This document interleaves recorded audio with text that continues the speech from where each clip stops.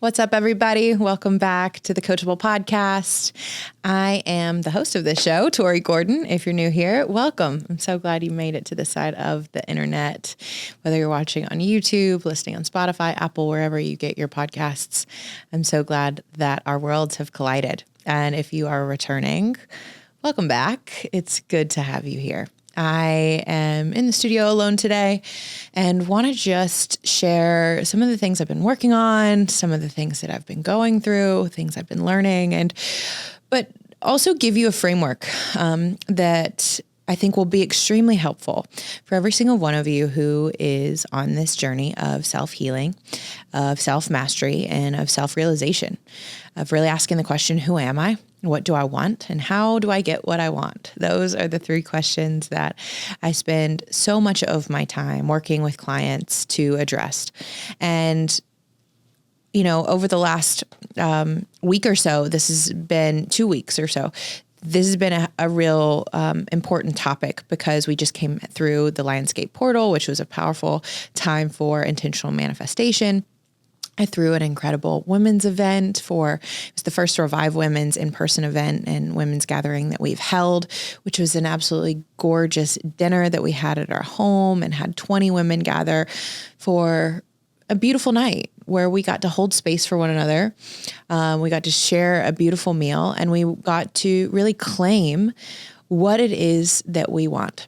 And inside the Revive Women's container, for those that don't know, this is my monthly women's membership where we focus on self-mastery and spiritual development and getting out of our own fucking way, honestly, dealing with the things that are standing in the way of us being all that we are meant to be, achieving what we know we're capable of having and achieving. And that requires intentional, conscious work on ourselves. And that's the place that we do it, is inside the Revive Women's monthly group container. I run a women's call every single Monday night. And this in-person event was an opportunity for those women to come together and do some work and love on each other in the real world.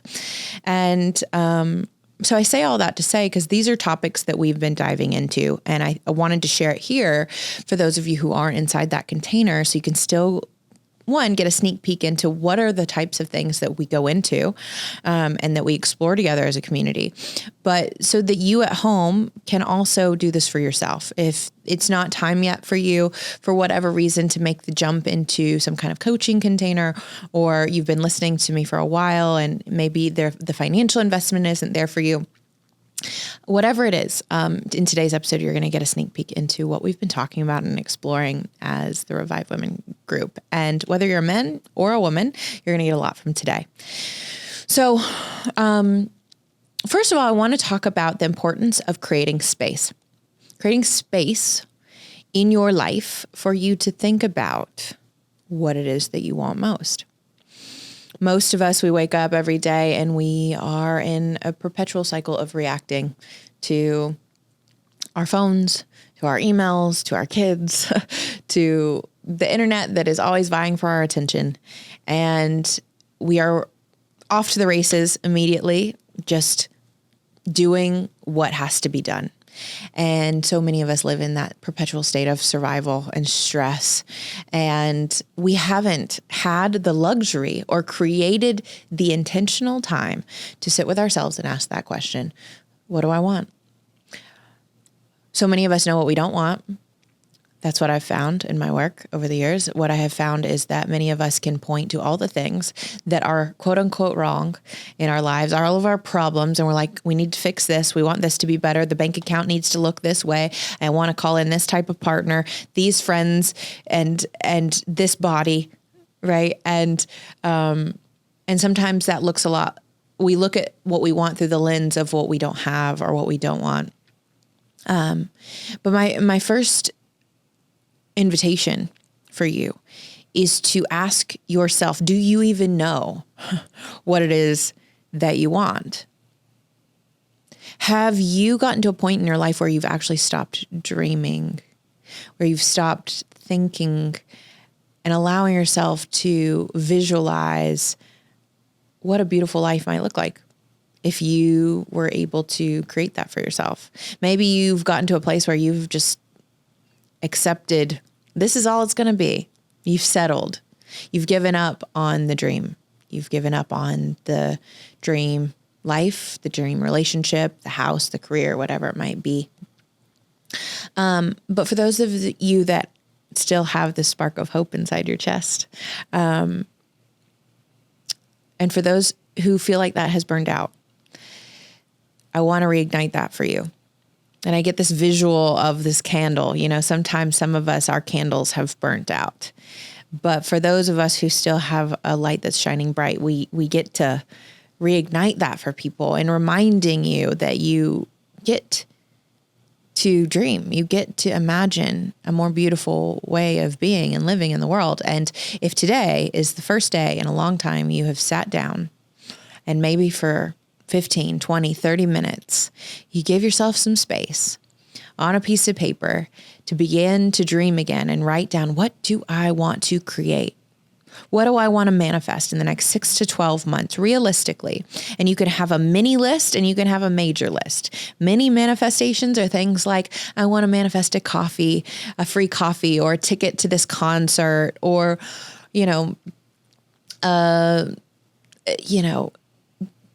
access to an amazing dinner, a reservation at a place I haven't been able to go in a really long time.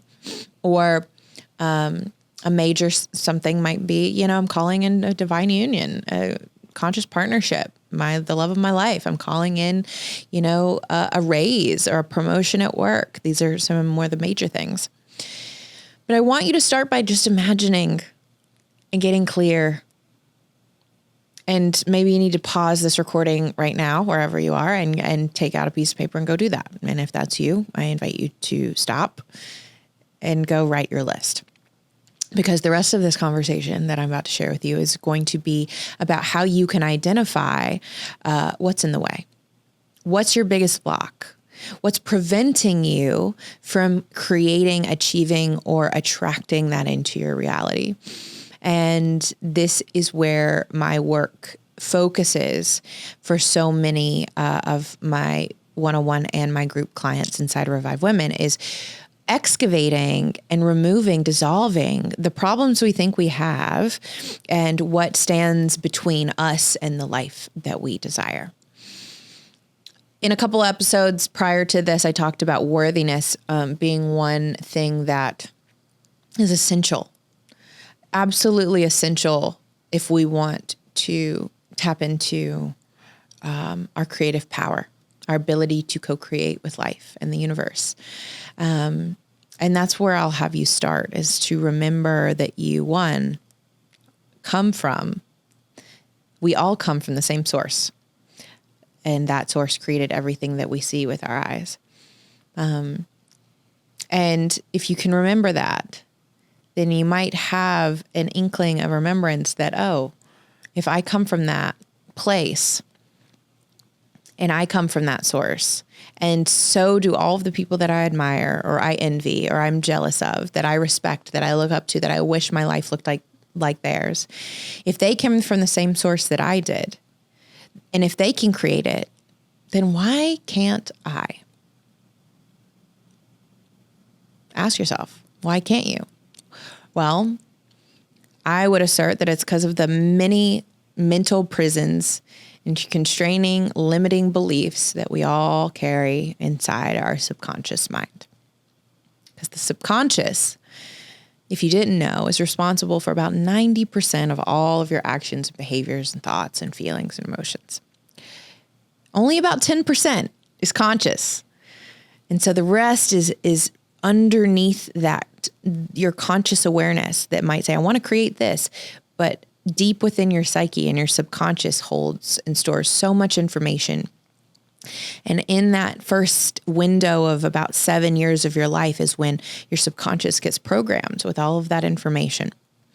And within that is the stories, the belief systems that you hold about yourself, about life, about the world, about money, about love, about what you're capable of, what you're not. All of that is housed in your subconscious. So my work with my clients is a mixture of subconscious reprogramming work.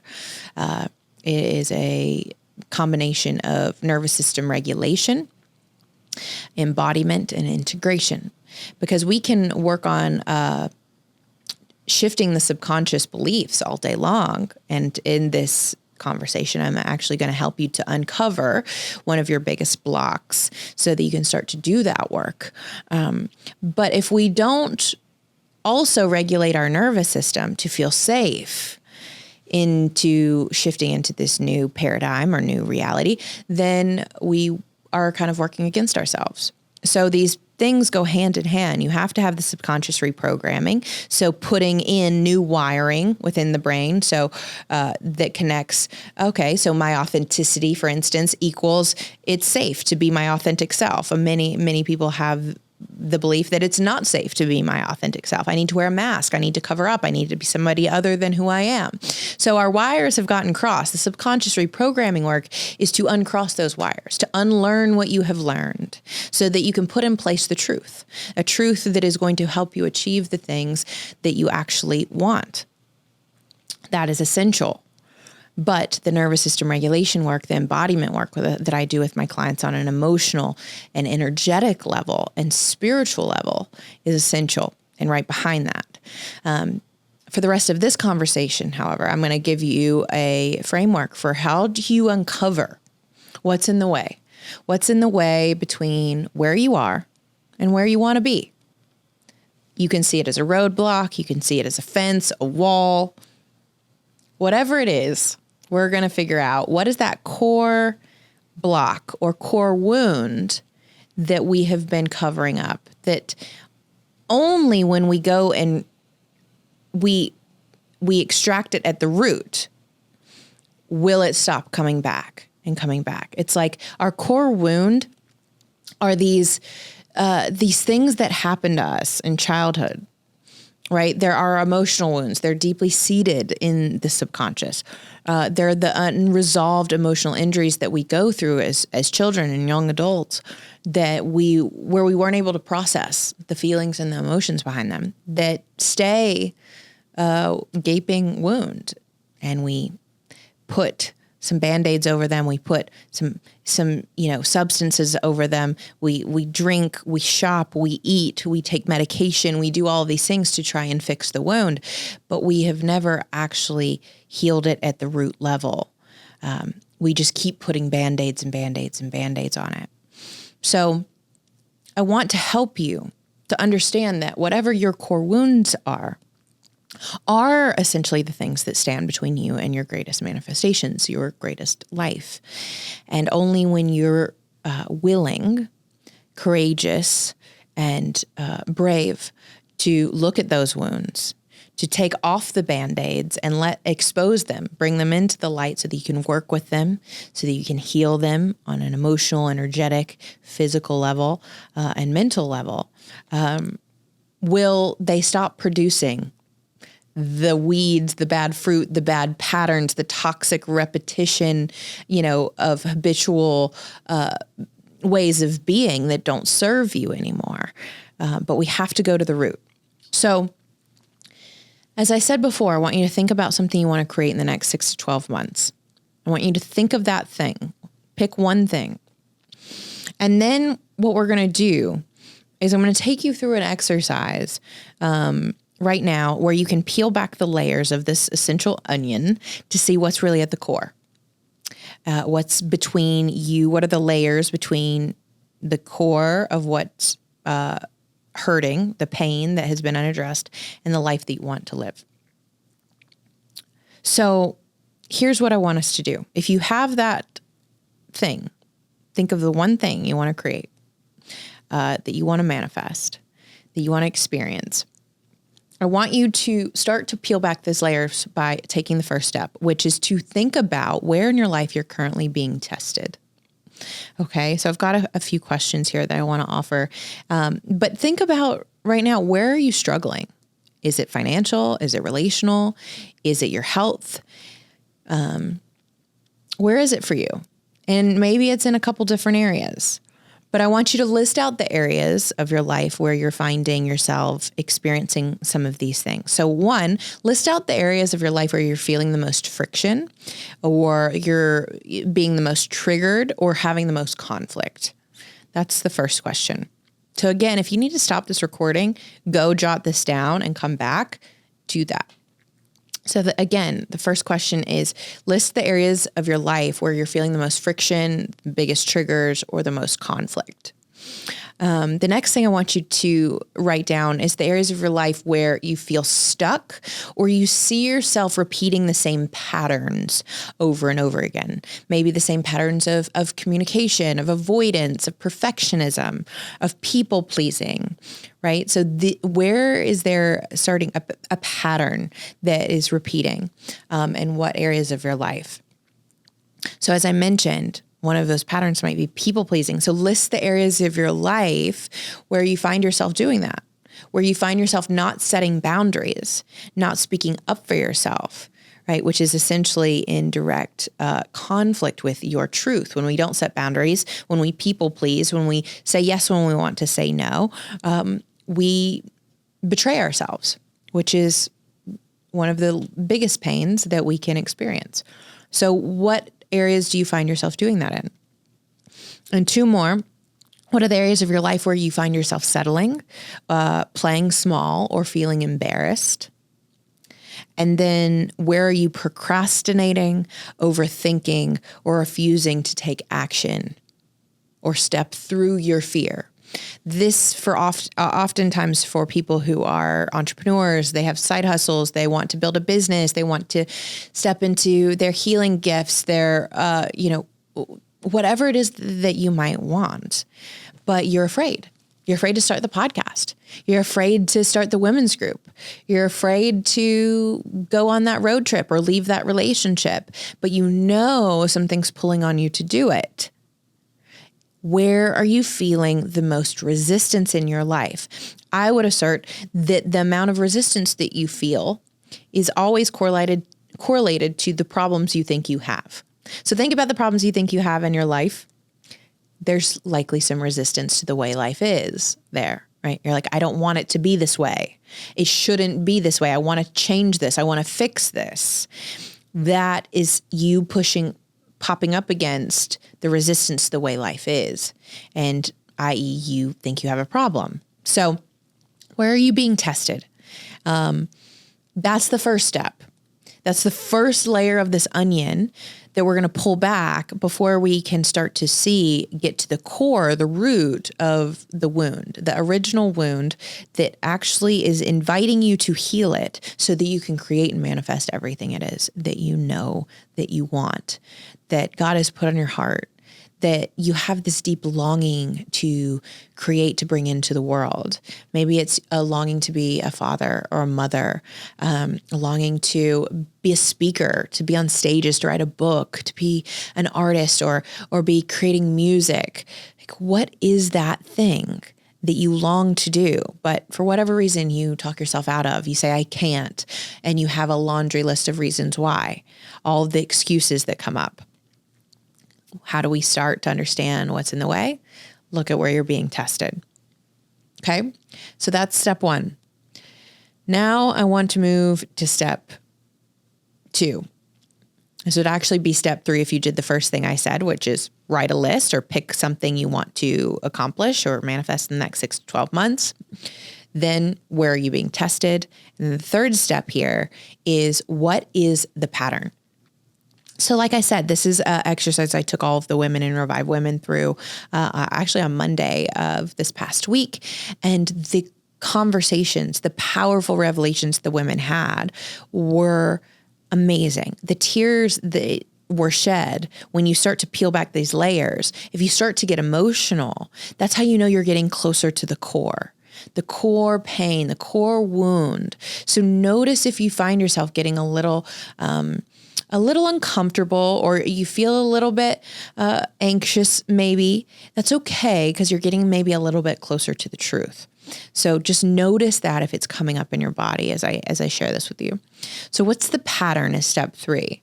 So looking at all the answers that you just wrote down around where you're people pleasing, where you're lacking boundaries, where you're triggered or in conflict, where you're seeing a pattern repeat, what do all those things have in common? Okay. Is there a pattern that you can see that's playing out in your life? Maybe it's multiple things. I'm going to give you some examples. But what I want you to do essentially is to zero in on the one that is really taking the most energy from you, the one that is draining you the most, the one that has been with you. If you're like, oh, I have multiple patterns that are repeating. Maybe I live in avoidance of doing hard things, like having a hard conversation or being honest about something. Maybe avoidance is a pattern of yours. But maybe procrastination is a form of avoidance, but maybe not prioritizing your own needs, for instance. You're very focused on other people. You put everyone ahead of yourself. You neglect yourself. Those might be two different patterns that you're noticing in your life. See which one feels most predominant, or which one has been with you the longest, which one you've been struggling with the longest is a good way to narrow it down. So the patterns, I'm going to give you some examples that you can consider. And you might find something of your own that I don't share, but take time to inquire within your own experience, to reflect on your own life and the different phases of your life, from childhood to adolescence to adulthood to where you are now, to see when and how long have I been doing this set of behaviors. So example is the first thing that I said, which is not prioritizing your own needs. What does this look like?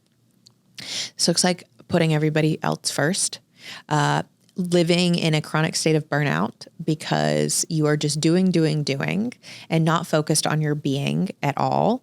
It means that you are likely externally focused on how, on your partner, on your friends, on their issues, on their problems. You're really good at giving advice for them, but you struggle taking it for yourself. Everyone else comes first, and you are at the bottom of that priority list. Your family, your children, your partner, your friends, your job, everyone else needs you. Everyone else is more important, and you get nothing at the end of the day. Is that a pattern for you?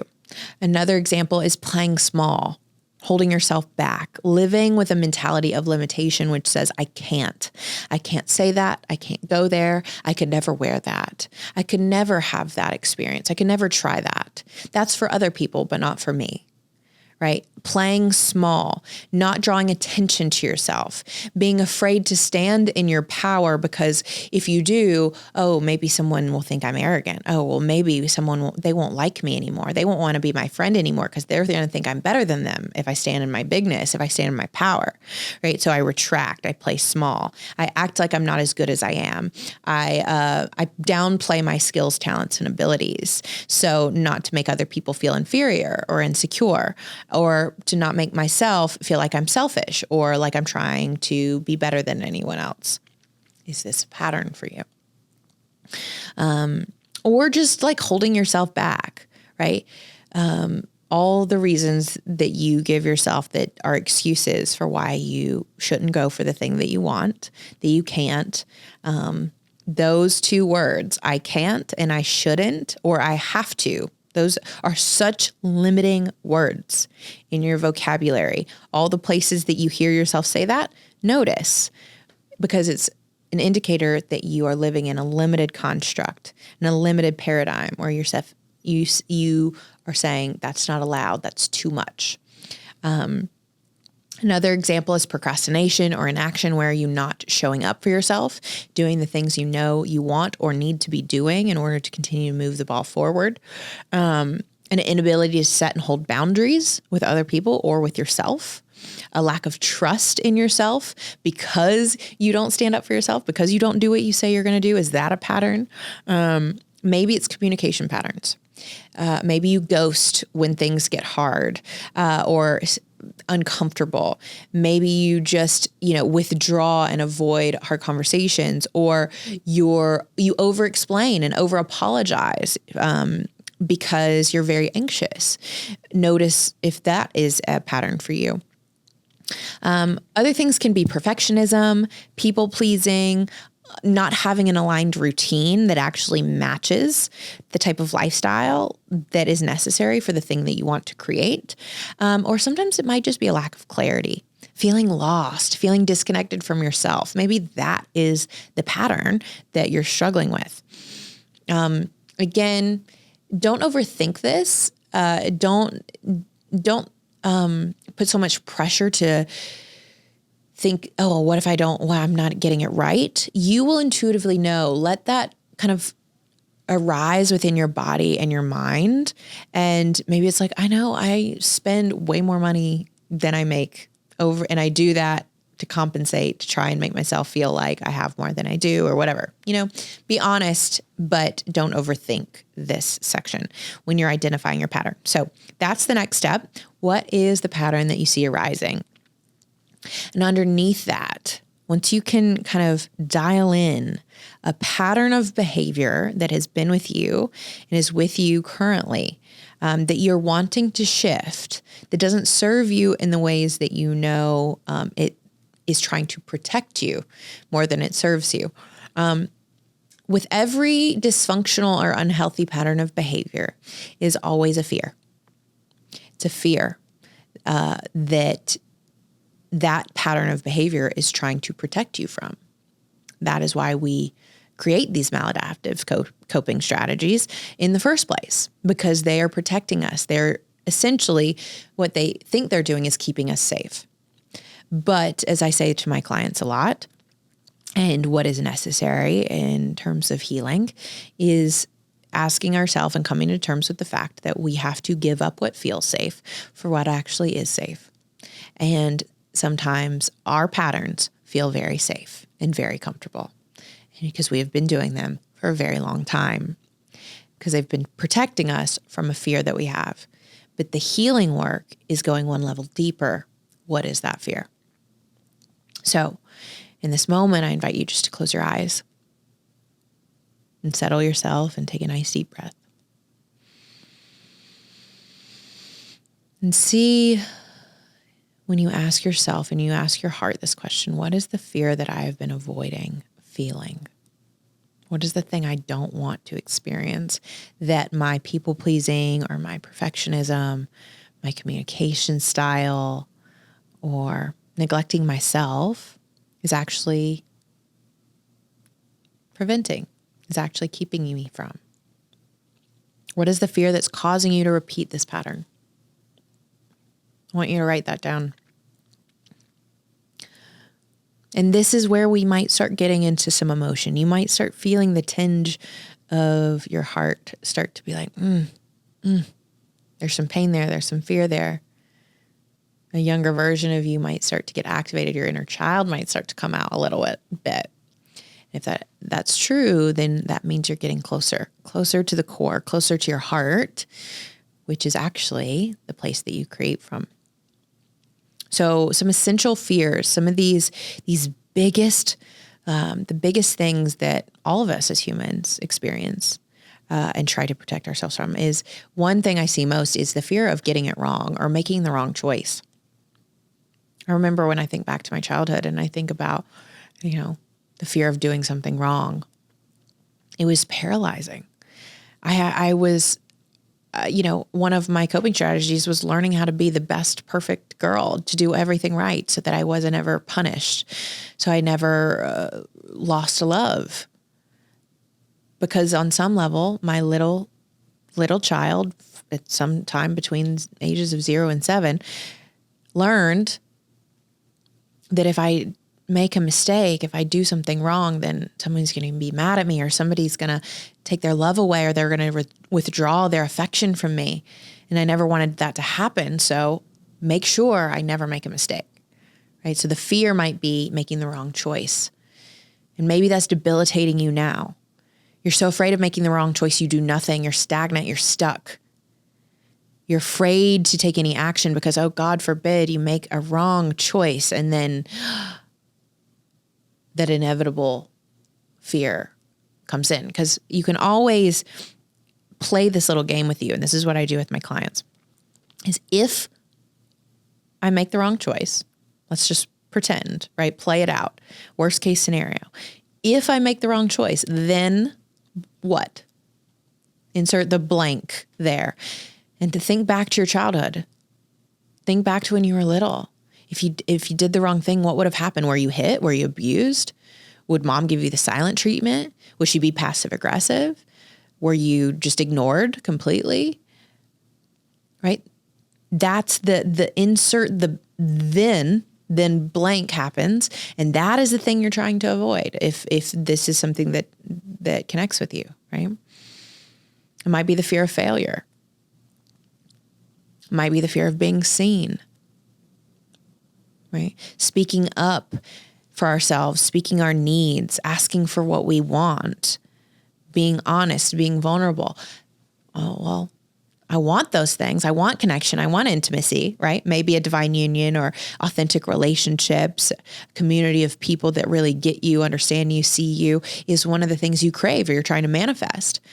But if you also have a fear, a deep-rooted fear of being seen, do you see how these things are in conflict with each other? That you're actually coming up against the thing that you say that you want, but it also scares the hell out of you. To be seen in my vulnerability, whoa. Maybe that means they're going to see me as weak. Well, maybe they're going to judge me. Maybe they're going to laugh at me behind my back. Maybe I'm going to go for the thing I want. I'm going to put myself out there. I'm going to start posting on social media. I'm going to start a podcast. I'm going to stand in and claim what I want. But I'm so afraid of what people are going to say, what people are going to think of me. So we have this fear of being seen. Because maybe when you were a little girl or a little boy, you came home from school one day and you had this amazing piece of artwork that you created and you worked on it so hard, and you came home and you brought it to Dad and you were like, see, Dad, look what I did. And you wanted him to see you in your fullness and in your expression and your creativity. And you wanted him to be lit up about it the way you were. And maybe Dad was busy. Maybe he was distracted and he was like, yeah, baby, later. Or maybe he was like, this is stupid. Come on. Did you see the lines? He didn't even draw inside of them. Maybe he made a snarky comment. Maybe he just wasn't there altogether. And so you didn't feel seen. You didn't feel important. And so it's hard for you to do that now. It's hard for you to put your creations into the world. It's hard for you to be vulnerable, because creation is inherently vulnerable. To go for what you want, to dare to care that much about someone is inherently a vulnerable, risky thing to do. But it's necessary. It is the path. It is essential. We can't skip around that part and just get to having what we want. It requires us to risk something. And it requires risking judgment. It requires risking, feeling misunderstood. This is one of the biggest things I see for people who are afraid of being seen. They're also afraid of being misunderstood. Oh, well, what if my words are twisted? Or what if people think this about me? Oh, I'd rather just keep it to myself. I'm not going to put it out there. Is that one of your fears? If so, I promise you're not alone. And this is the kind of conversations that we explore together in the Revive Women's group. But I promise you're not alone. This is very common. Some of the fears might be fear of the unknown, wanting to control everything, thinking you need to know exactly what's going to happen before it happens, so that only then you'll feel comfortable taking that step. Only then you'll feel like you've got the safety and the security to take the action. But life doesn't work that way, right? So your fear of the unknown might be the thing that's holding you back, or is the thing that is fueling the toxic or negative pattern in your life. Fear of rejection, fear of abandonment, fear of not having X, enough time, enough resources, enough money. You fill in the blanks. So what is that fear for you? Maybe you have a couple essential ones, some some that keep coming up. Fear of being alone. I know that's a big one for so many people. So what's the fear? And that's step 4. We're getting closer to that core, the core wound, that core block. That is the thing that stands in between you and what you know you're capable of having, what the longing in your heart keeps leading you towards. But this is the wall you keep bumping up against. And it's your core wound. It's the big block. So underneath that fear is now we identify the belief, keyword here, the belief that's been underneath the fear. Okay? A belief is what's rooted deeply in your subconscious mind. A belief is a thought that you've had over and over and over and over. And you've labeled that thought as true. And one day when you were a little girl or a little boy, you had a thought. Something happened and it was not what you wanted.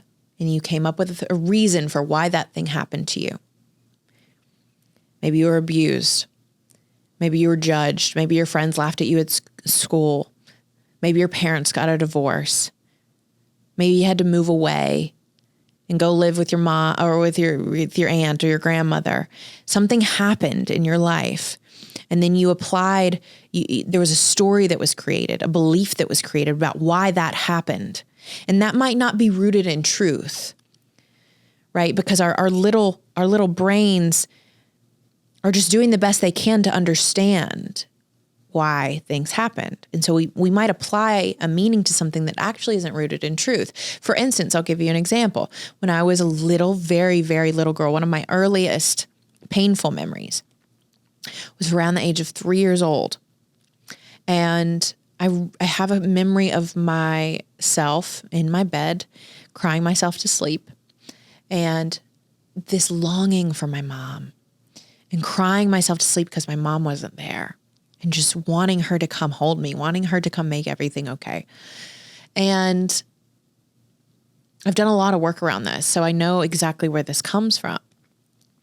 And I remember my dad coming in for whatever reason at the time. I really just needed my mom. My dad came in and he tried to soothe me, but he was like, I guess whatever he told me, like my mom wasn't there. Well, my mom was at work. It's not that she had abandoned me. She didn't love me. My mom was a classical pianist. She was at a concert and she would come home later that night, but I needed mom then and mom wasn't there. So that night I ended up crying myself to sleep. And a belief was formed that night that the people I love aren't there when I need them. That is a belief. It is a story that my little brain created to understand what was happening. But that wasn't true. But that became my truth. And then it was projected into my life over and over and over again. I saw this pattern play out over and over and over again. That the people I love aren't there when I really need them.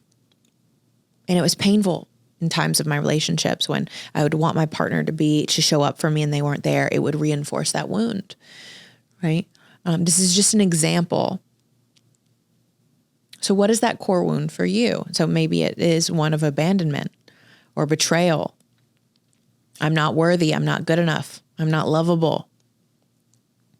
I don't deserve good things.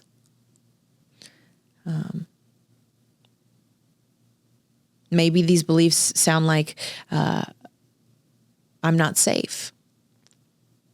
I don't have what it takes. I don't matter. I don't belong. I'm bad. I'm a bad person. Right?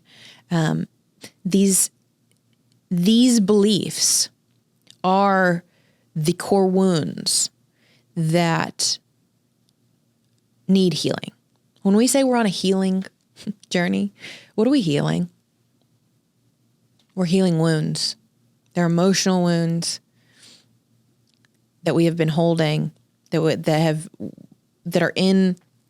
are deep in our subconscious, in our psyche, but also in our energy fields and our energy bodies. We don't just hold them in the mind. We hold them in the body.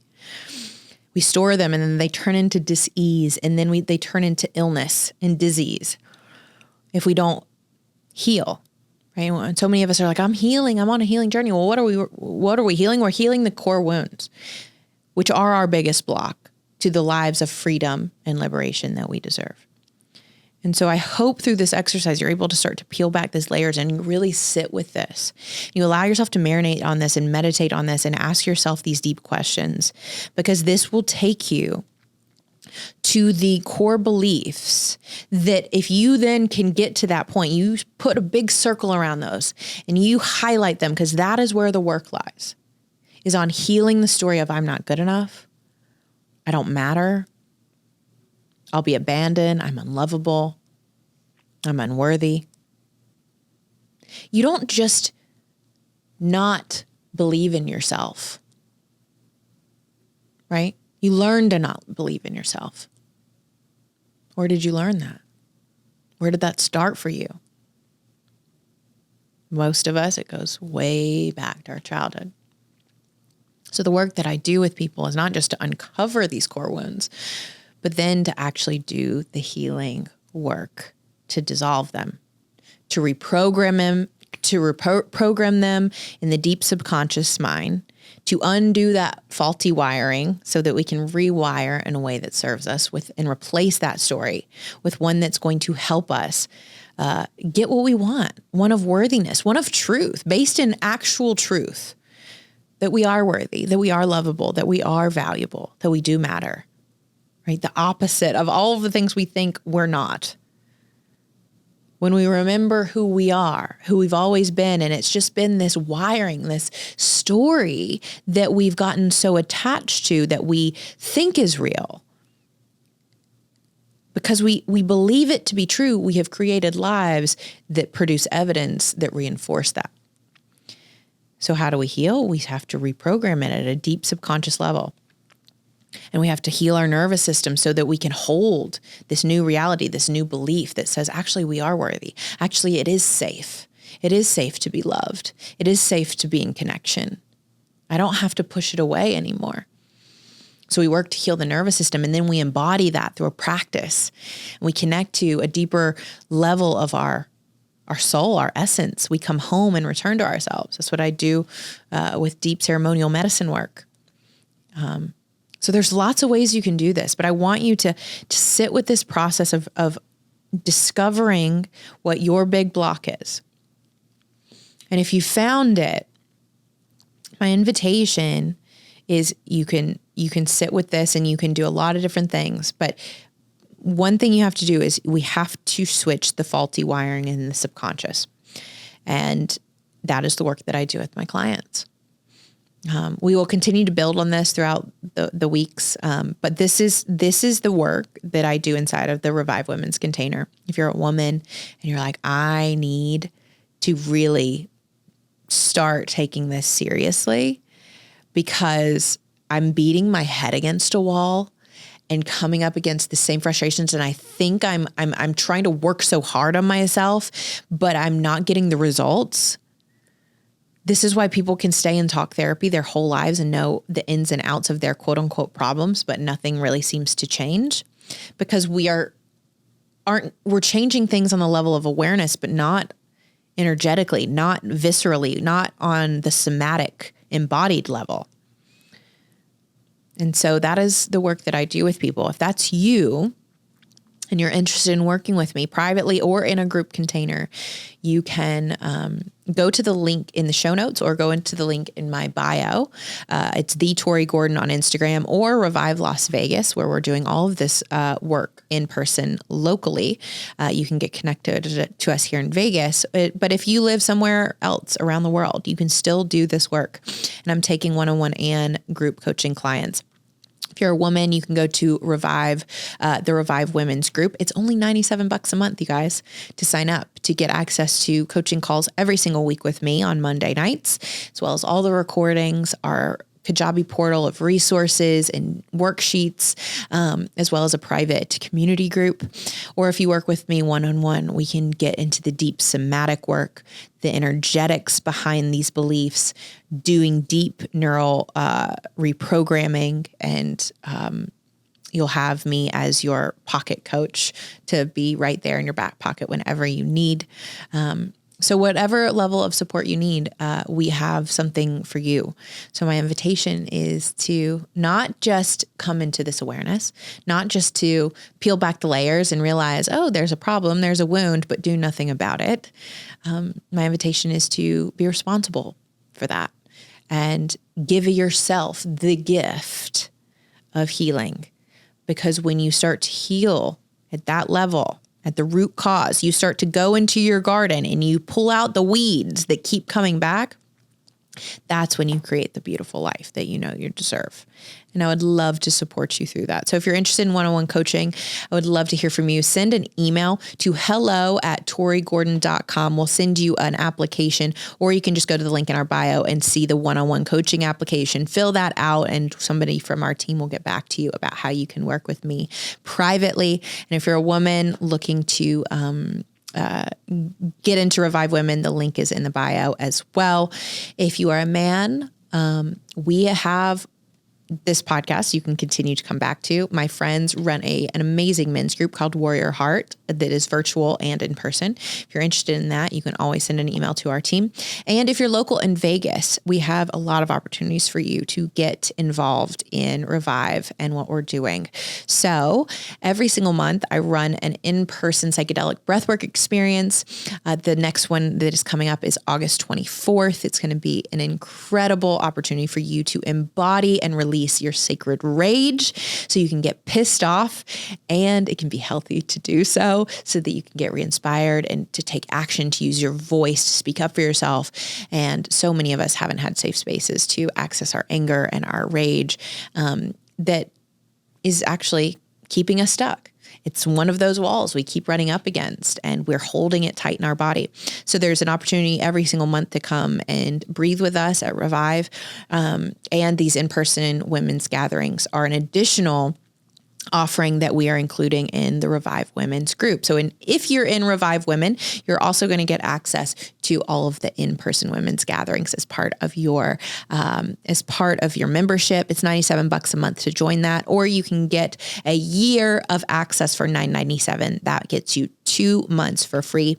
All of those links are in the bio, and we would love to hear from you if this landed somewhere in your heart today. If it did, I ask you to share this with a friend, post it on social media, tag us, the Coachable Podcast, or me, the Tori Gordon, and Revive Las Vegas. Let us know how it connected with you. And the best thing you can do to say thank you is always leave a rating and review somewhere, wherever you get your podcasts. That is the number one way to help make the show grow and get it out to more listeners. And if you do that, thank you, thank you, thank you. From the bottom of my heart, it means the world. I appreciate you for being here. We'll see you next week on the Coachable Podcast. See you guys.